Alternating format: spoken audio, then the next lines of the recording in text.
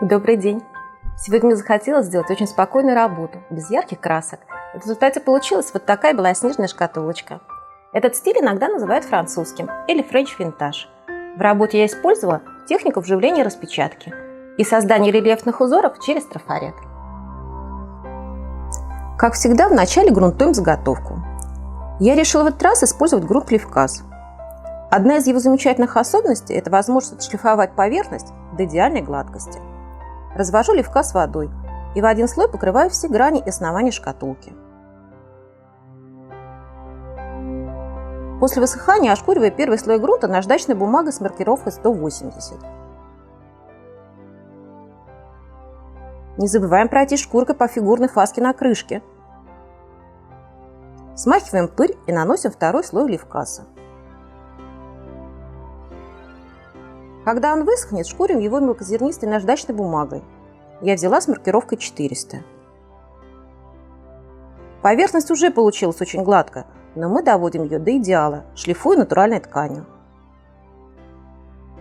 Покрываем всю шкатулку слоем белой акриловой краски. Сам Левказ обладает очень впитывающей структурой, и прямо на него делать вживление не рекомендуется. Снова шкурим шкатулку мелкозернистой бумагой, чтобы сгладить следы кисти. Края шкурим посильнее, чтобы создать атмосферные потертости. Получилась очень приятная, ровная поверхность. Белая шкатулка – вещь, которая быстро пачкается, особенно если работать на черном фоне. Поэтому покрываем ее несколькими слоями акрилового лака, лучше матового. Они, как правило, не подлипают. После этого даем шкатулке просохнуть хотя бы час, чтобы все слои плотно сцепились друг с другом. Наконец, приступаем к самой интересной части – вживлению распечатки. Чтобы у вас все получилось, надо запомнить 3 момента. Файл, который мы будем распечатывать, очень важно отзеркалить перед печатью, особенно если там есть текст. Распечатаем обязательно на лазерном принтере. Используем для вживления глянцевый лак. Он липкий и хорошо впитывает в себя рисунок. Я использую художественный глянцевый лак Таир. Наношу один слой на крышку, куда буду вживлять картинку, и один слой на саму распечатку.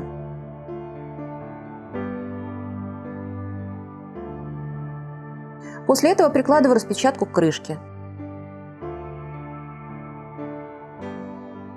Обязательно влажной салфеткой стираю лак, который залез на бумагу сверху. Очень важно убрать все капельки лака. Впоследствии мы сотрем весь бумажный слой сверху, а рисунок останется в лаке. Такой способ вживления называется еще лицом в лак или мордой в лак, потому что мы опускаем изображение напечатанной стороной прямо в лак. Те же действия повторяю на передней стороне шкатулки, вживляя туда надпись. Мне очень нравится этот способ, это какая-то магия.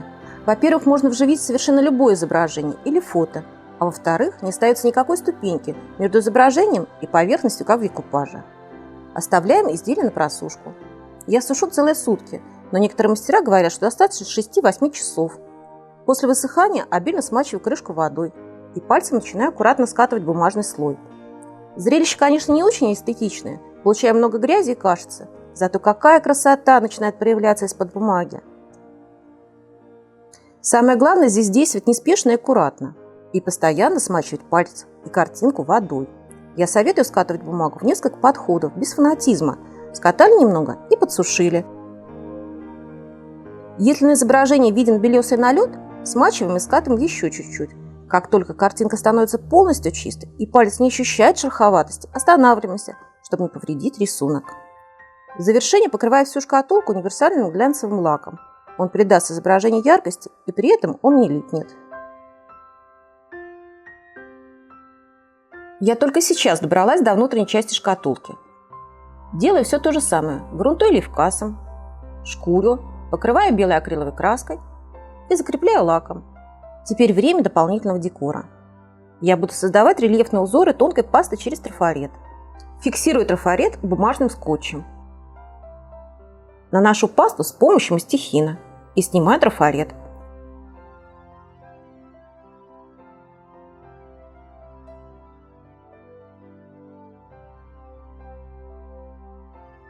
Даю пасте просохнуть в течение часа, а потом подравниваю неровности мелкозернистой наждачной бумагой.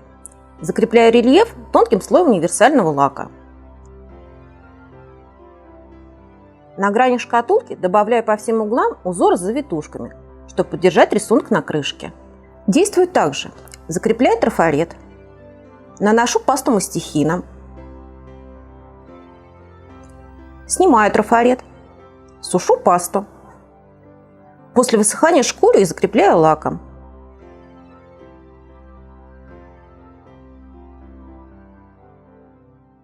И в конце привинчиваем замочек.